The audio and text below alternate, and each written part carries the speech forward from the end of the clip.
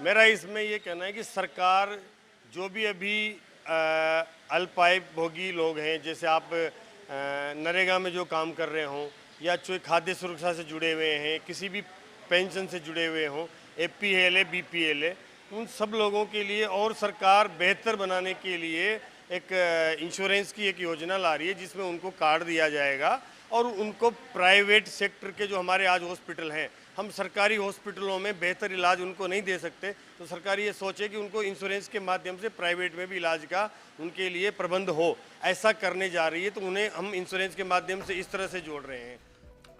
इस वक्त एक कॉलर हमारे साथ टॉक से जुड़े हैं, राम प्रकाश जी। बताएं राम प्रकाश जी, क्या कहना है आपका? मैं ये कहना चाह रहा हूँ, ज्ञानदेव जी आहूजा से सवाल पूछना चाह रहा हूँ। इन्होंने बड़े बड़े सपने दिखाए। जी जी बताएं, सवाल अपना बताएं, ज्ञानदेव जी सुन रहे हैं आपको। हाँ, ज्ञानदेव जी आहूजा से मैं ये सवाल पूछना चाहता हूँ। राम प्रसाद है मेरा नाम, राम प्रकाश नहीं है जी। आप राम प्रसाद लिख रहे हो, राम प्रकाश लिख रहे हो। राम प्रकाश जी चलिए, हम दुरुस्त कर देंगे इसको। अपना सवाल बताएं आप। लगता है संपर्क उनसे कट गया हमारा, लेकिन बड़ा सवाल था। ब्रेक पर जाने से पहले कॉलर ने जो पूछा कि उनका नाम एपीएल में नहीं, बीपीएल में नहीं, उनको किसी तरह की योजना का लाभ नहीं मिलता, वो कैसे जुड़ पाएंगे? क्या करेगी उसके लिए सरकार? ऐसा है, जो बीपीएल में नहीं है, एपीएल में नहीं है, सरकार उनके बारे में जैसे हम लोग लिख करके देते हैं तो उनके बारे में स्वाभाविक रूप से उस हॉस्पिटल में या उस स्पोर्ट पर जी यह क्लियर हो जाता है कि वो वास्तव में गरीब है, उनकी मदद की जाए। उनकी मदद पर हम लोग भी करते हैं। आज ही मैंने क्या योजना है? मतलब बातों से काम नहीं चल पाएगा ना, यहाँ तो कुछ करके दिखाना पड़ेगा। नहीं, वो अगर डॉक्टर्स को, जो संबंध डॉक्टर हैं, जो उनको कहेंगे कि इस प्रकार से हमारे पास बीपीएल एपीएल नहीं है, लेकिन हमको खाद्य योजना से जुड़े हुए हैं या इस योजना से जुड़े हुए हैं, वास्तव में हम गरीब हैं, तो उनको सहानुभूति पर विचार किया जाएगा। ऐसा नहीं है कि डॉक्टर इनह्यूमन नहीं हो सकते। डॉक्टरों को कोई योजना दी है तो डॉक्टर उसको इम्प्लीमेंट करते हैं, ईमानदारी के साथ करते हैं। चलिए, ये काम कैसे हो पाएगा इसमें बात करूँ। उससे पहले डायग्नोसिस की बात करूंगा, जांचों की बात करूंगा। डॉक्टर राकेश, आप इस पेशे से जुड़े हुए हैं, जांचों को लेकर मुफ्त जांचों की बात की जाती है। अभी सरकारी अस्पतालों में कई स्तर पर मुफ्त जांचें होती, क्या वो राहत के लिए, एक आम मरीज के लिए सबब नहीं बन सकती? बहुत जरूरी है। इसका कारण ऐसा है कि अब वो सुविधा ना होने के कारण वो प्राइवेट में जाते हैं, और प्राइवेट में आप जानते हो किस तरीके से अननेसरी जांचें होती है। अभी कुछ एक वो भी हुआ था, एक एक्सपोज हुआ था कल परसों में। तो ये अननेसरी जांचें, और जो जैसा आपने भाई साहब ने कहा कि जेनरिक दवाइयाँ सस्ती होती है, ब्रांडेड महंगी होती है, तो ये जो एक हमारे प्रोफेशन में भी एक गंदगी फैली हुई है कि दवाइयों के अंदर और जांचों के अंदर पैसा कमाने का जो चल रहा है स्कैंडल, उससे आदमी बच सकता था इस योजना के तहत। एक आम आदमी अस्पताल में जाए, वहाँ जांच कराए, वहीं से दवाई ले। अब उससे उसको सफ़र करना पड़ेगा। जब वो आदमी, अगर आदमी के पास में कार्ड नहीं है तो बाहर जाएगा, वो दवाई 2 रुपये की 200 रुपये में खरीदेगा। उसके अलावा वो जाँचें जो फ्री में होती थी उनको कई हज़ार रुपये खर्चा करेगा, और शायद कई लोग तो अब अपनी स्वास्थ्य सेवा भी ले ना पाए इस वजह से। जी चलिए, कॉलर हमारे साथ अतुल शर्मा जी हैं जयपुर से। बताएं अतुल जी, क्या सवाल है? मैं ये कहना चाहता हूँ ज्ञानदेव आहूजा जी से कि इनके दिमाग में जो ये बात बैठी हुई है, अभी मैंने इसमें डिबेट में सुना, इन्होंने कहा कि राजस्थान से कांग्रेस का सुपड़ा साफ हो गया। राजस्थान से कौन कांग्रेस का सुपड़ा साफ नहीं हुआ है जी। ये किसी कारण से जनता भ्रमित हो गई और इनको जनता ने वोट दे दिया। ये उस चीज का नाजायज फायदा उठा रहे हैं और ये उस चीज को समझ नहीं पा रहे हैं कि जनता जब किसी को बैठाना जानती है, जनता उतारना भी जानती है। और ये कोई अच्छे काम करें वहां तक तो ठीक है, लेकिन ये तो कुल मिलाकर के जितनी भी अशोक गहलोत सरकार की जो योजनाएं थी, उन योजनाओं का समीक्षा के नाम पे बंद करने का काम कर रहे हैं, जो कि आम जनता के हित की बात थी। चलिए ज्ञानदेव जी, ये एक बड़ा सवाल है कि जनता को ये लगता है कि आप कहीं ना कहीं समीक्षा के नाम पर योजनाएं बंद करते हैं। इस बात को कैसे ठीक तरह से जनता तक पहुंचा पाएंगे, कैसे कन्वे करेंगे आप? अतुल शर्मा जी, जनता जनार्दन है और जनता ने ये बात सही है कि हमको चुना तो बहुत सोच समझ के चुना, क्योंकि राजस्थान की जनता इतनी और भावुक या इतनी नासमझ नहीं है। आप जनता को क्या नासमझ कह रहे हैं कि हमारे नारों में, हमारी बातों में आ गए? हमने जो सही बात रखी उसको जनता ने समझा और हमको वोट दिया और जनता ने हमको चुना।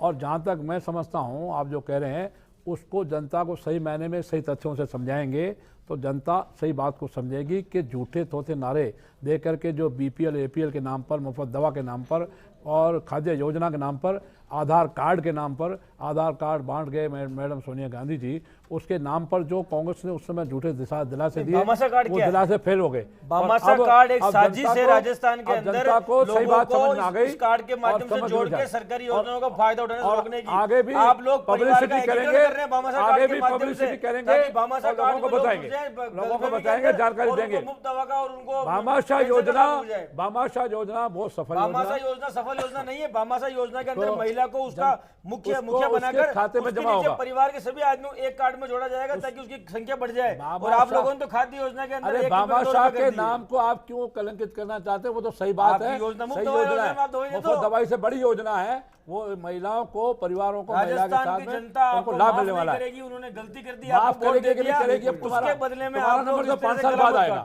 माफ करेगी कि नहीं करेगी, तुम्हारा नंबर तो 5 साल बाद आएगा। आपको हमारे नंबर के चक्कर में लोगों की जेब मत काटो। आपको ये पता ही नहीं है कि राजस्थान के अंदर जब आदमी हॉस्पिटल के अंदर जाता है, उसकी दवाई लिख देते, जांच लिख देते, जांच एक जांच जो 100 रुपए में 200 रुपए के अंदर होती है ना, बाहर वो जांच 2000, 2500, 5000 रुपए के अंदर होती है। आप तो कभी जांच कराने गए नहीं, इसलिए आपको पता नहीं है। आप गए क्या? आप मैं तो गया हूं। एक कांग्रेसी एमएलए एमपी नहीं गया, वो तो सैंपल लेते थे एमआर से, मेडिकल रिप्रेजेंटेटिव घर पे बैठे हुए इलाज करवाते, सैंपल लेते थे, किसी ने जेनेरिक दवाई नहीं ली। आपको अनुभव क्या है? मेरे को पता है, आप कुछ कहना चाह रहे हैं? मुझे पता है, मैं हॉस्पिटल की लाइन में गया हूँ, मैं हॉस्पिटल की लाइन में गया हूँ, मैं गया हूँ। अब देखिए एसएमएस से दवाइयाँ ली, मेरे पर्चे बने हुए हैं, ये 3 करोड़ लोगों को योजना बाहर नहीं के पर्चे बने हुए हैं। और मैं एक साधारण व्यक्ति, जिंदगी भर किराए के मकान में रहा, मैं जिंदगी भर और 2 रुपए खर्चा चुनाव में नहीं करता, किसी को बीड़ी नहीं पिलाता, सिगरेट नहीं पिलाता, शराब नहीं पिलाता। मैं उनमें से आपको क्या अनुभव हुआ ज्ञानदेव जी? आपको क्या अनुभव हुआ जब आप एक आम नागरिक के तौर पे एसएमएस अस्पताल की लाइन में खड़े थे और पर्चा आपने बनवाया? वहां धक्के पड़े, भीड़ तंत्र में कभी इलाज नहीं हो सकता। इलाज तो जब व्यवस्था से, योजना से होगा तभी होगा। डॉक्टर राकेश क्या कहना चाहेंगे आप? 2-3 चीजें ऐड करना चाहता हूँ। एक तो जगदीश जी ने जो कहा था, इन्होंने गुजरात और हरियाणा का उदाहरण दिया। मैं महाराष्ट्र में रहा हूँ काफ़ी साल तक, वहाँ पर ये योजना कई सालों से है। वहाँ पर किसी मरीज को पैसा देना नहीं पड़ता है, सारी जांचें निःशुल्क होती है और दवाइयाँ फ्री मिलती है, और कभी सवाल भी उठाने किसी ने पूछा ही नहीं है। मुझे पता नहीं कि महाराष्ट्र कैसे इसको अफोर्ड करता है, हम नहीं कर पाते हैं। दूसरा ये है कि आपकी प्रायोरिटीज़ क्या है। स्वास्थ्य में केवल इलाज नहीं है, बचाव भी है। बचाव करने के लिए आपको जो टोबैको है उस पर टैक्स बढ़ाना चाहिए था, वो आपने नहीं बढ़ाया। यदि आप उस पर टैक्स बढ़ाते तो आपकी इनकम बढ़ती, वही पैसे से आप इलाज करते लोगों का, लेकिन वहाँ पर आप कुछ नहीं कर रहे हो। तीसरा आपने जो कहा था सर कि उनको इंश्योरेंस दिया गया है, बीपीएल परिवार के लोगों को, उन्हीं को आप फ्री दवाई दे रहे हो, फ्री इलाज इंडोर भी कर रहे हो, फिर इंश्योरेंस जरूरत क्या है? यदि आप उनका इलाज सरकारी अस्पताल में निःशुल्क जांच कर रहे हो, निःशुल्क दवाई दे रहे हो, तो उन्हीं को आप फिर से एडिशनल खर्चा इंश्योरेंस में क्यों कर रहे हो? मेरा सर आर्गुमेंट खाली इतना ही है कि ये सारी जो चीजें हैं ये केवल दवा कंपनियों को, केमिस्ट को और इंश्योरेंस कंपनी को फायदा पहुंचाने के लिए है। चलिए मैं इसमें आऊंगा। जगदीश जी, मैं आपके पास आऊंगा। एक कॉलर हमारे साथ टोंक से बने हैं, नीरज चौधरी। बताएं नीरज जी, क्या सवाल है? हाँ हेलो, नीरज चौधरी बोल रहा हूँ टोंक से। जी बताएं। मैं आप अपने टीवी का वॉल्यूम कम करके मैं ज्ञानदेव आहूजा जी से सवाल पूछना चाहता हूँ। ये कह रहे थे हमने टॉप से, हमने राजस्थान से कांग्रेस का सूपड़ा साफ कर दिया।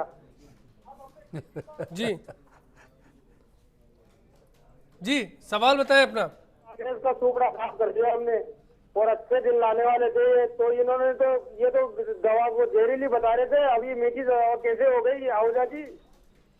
ज्ञानदेव जी चलिए, इसमें कॉलर है हमारे, क्या जवाब देना चाहिए? ऐसा है कि नीरज जी आपको फिर बता रहे हैं कि 3 महीने लोकसभा की आचार संहिता, 2 महीने विधानसभा की आचार संहिता, अब बजट पास हुआ है, आप इंतजार करिए अच्छे दिनों का, और बजट, और उसके बाद में आप करिए।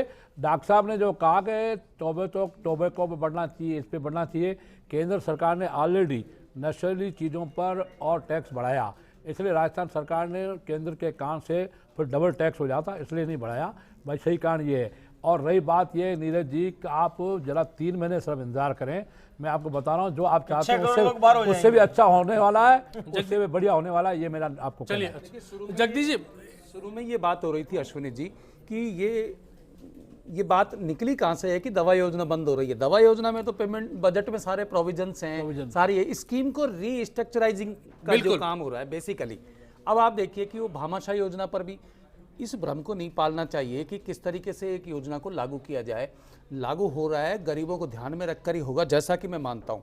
मुझे मालूम नहीं सरकार की अपनी मंशा क्या है, लेकिन जो बजट में जो प्रोविजंस हैं उन प्रोविजन से क्लियर लगता है। जैसे कि भामाशाह योजना को जोड़ा है चाइल्ड एंड वुमन वाला, और भामाशाह का कार्ड बनता है महिला के नाम पर, जो मदर है उसके नाम पर, उसके नीचे उसके बच्चे।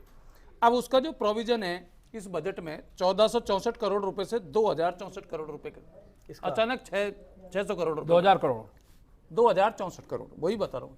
तो ये जो प्रोविजन है ये इस योजना को उन योजनाओं के साथ लिंक अप करने के लिए पैसा बढ़ाएगा। मैं बता दूं आपको, वो आप इसलिए मेरे से बहुत ज्यादा ज्ञानी है, लेकिन मैं आपकी जानकारी में वृद्धि कर देता हूं। ये भामाशाह योजना जो है सरकार की सोची समझी चाल है। ये रिव्यू के नाम पर जिस तरह से इस दवा योजना को बंद करना चाह रहे हैं, उसी तरह से इस भामाशाह योजना के अंदर महिला को मुखिया बना के उसके परिवार में अगर मान लिया कि 3 बेटे हैं किसी बाप के और तीनों अलग अलग रहते हैं और उनका तीनों का अलग अलग राशन कार्ड बना हुआ है, तो तीनों को लिंकअप करके इसके अंदर जोड़ देंगे। माना ही किसी को बेटे बेटी के अलग रहने के कारण उस माँ बाप को पेंशन मिल गई, तो उसकी पेंशन इस भामाशाह योजना के कारण बंद हो जाएगी। मैं आपको बताना चाहता हूं, बजट आपके सिर से ऊपर से निकल मेरे गया। बजट बिल्कुल आपको दिमाग में समझ बैठा नहीं हुआ है, आया, मुझे आपको सब बजट पता है। भामाशाह योजना क्या है, भामाशाह योजना का जो कार्ड बन रहा है वो इसीलिए बन रहा है, मेरे ऊपर निकलने निकलने की बात नहीं है। जब मनरेगा शुरू हुआ था, केंद्र सरकार ने जब मनरेगा कानून पार्लियामेंट में पास किया तो बहुत सारे लोगों ने ये ऑब्जेक्शन उठाए थे। राजस्थान सरकार की तो मनसा थी मनरेगा बंद करने की, सत्ता के दबाव से बंद नहीं कर पा रही। ये अगर आज पंचायत राज के चुनाव नहीं होती, सरकार आज ही तारीख के अंदर पेंशन बंद करने को तैयार बैठी हुई है। ये इन लोगों को, राजस्थान के लोग बीपीएल बन गए। अभी आहूजा साहब बोल रहे थे कि मैं बहुत गरीब आदमी हूँ, किराए के मकान के अंदर रहे हैं। किराए के मकान में रहने वाले आदमी को अगर कोई गरीब आदमी बीपीएल बन गया जिसे कोई सुनने वाला नहीं है, तो उनके बीपीएल की संख्या बढ़ने पर इनको दुख हो रहा है। इनको तो खुशी होनी चाहिए, इनको खुशी होनी चाहिए कि भाई बीपीएल बनने के बाद किसी आदमी को जनता का योजना का लाभ मिल जाता है। और मुफ्त दवा योजना के अंदर चलिए ज्ञानदेव जी अपनी बात बोले, फिर एक कॉलर हमारे साथ है आपकी कॉन्स्टिट्यूएंसी से है, पहले उनसे बात कर लेते हैं। कुंवर मंगल सिंह है अलवर से, बताएं क्या कहना चाहते हैं। हेलो जी ज्ञानदेव जी, बहुत बढ़िया बात कह रहे हैं और ईमानदार है। वाकई में हमारे यहाँ से 3री बार विधायक रहे हैं, 6 चुनाव लड़े हैं, ईमानदार हैं और किराए के मकान में रहे हैं। जो कांग्रेस ने जो लफड़ा किया था वो भूत जो है वो नहीं निकल पा रहा है, और जो ये सरकार ने बजट पास किया है वो अच्छे आदमियों के लिए किया है, गरीबों के लिए किया है। उसमें जो मुख्यमंत्री अशोक गहलोत थे वो एक लुभावनी योजना है, वोट के लोग के लिए लास्ट में कर गए थे, तो वो बहुत दिक्कत हुआ था। चलिए ये जनता की राय है, जनता इस तरह के सवाल करती है, अपनी अपनी राय है। इस बार आपके फेवर में ये राय आई है। निश्चित तौर पर इस योजना पर बात की जानी चाहिए कि क्या इस योजना में किए जा रहे बदलाव जनता के हित में होंगे या फिर कहीं ना कहीं इनसे हितों पर कुठाराघात हो सकता है। ब्रेक का वक्त है, आखिरी दौर में लौटेंगे और इस बात को कंक्लूजन के साथ पूरा करेंगे। सरकार ने इसे आम लोगों को लाभ पहुंचाने के लिए इसको लागू किया गया था। और आज भी देखिए बीपीएल से वो लोग बहुत वंचित है जिनको बीपीएल की सरकार की मदद की आवश्यकता है। तो मैं मानता हूं कि ये सरकार गलत करने जा रही है। ऐसा तो नहीं होना चाहिए, मुफ्त दवा सभी को मिलनी चाहिए। और सरकार ने जो अभी ये योजना बना रही है कि अभी सभी को दवा नहीं दे करके खाली बीपीएल वालों को दे, तो ये गलत बात है। नहीं, ये तो एकदम गलत है। ये जनता के साथ नाइंसाफी हुई। इससे आज हम जो वसुंधरा जी को यहाँ 25 की 25 सीटें दिलवाई है जनता ने, उनसे कुछ पाने के लिए दिलवाई है, ना कि हमसे कुछ छिन जाए।